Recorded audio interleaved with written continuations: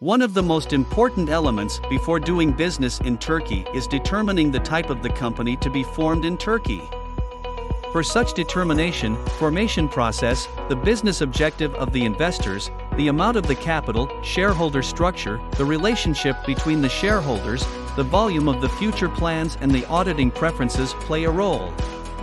Sole proprietorship, limited liability company, joint stock company, commandite company and collective companies are the types of companies in Turkey. Additionally, foreigners can open branch and representative office in Turkey. Most popular two alternatives are limited liability company and joint stock company. In both company types, the shareholders are not liable to creditors with their personal assets. Their liability is limited to their committed capital. However, in limited liability companies, for public debts, the shareholders are liable with their personal assets at the ratio of the capital share they had committed. The major differences between the joint stock company and limited liability company are the number of shareholders, the liabilities of the shareholders and share transfer. There is no upper limit for the number of shareholders for the joint stock company in Turkey.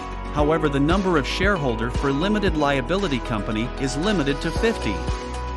While the shareholders of the joint stock companies in Turkey are not responsible for the public debts after paying the capital debts, the shareholders of the limited liability companies are responsible for the public debts such as taxes with the ratios they are committed for the capital.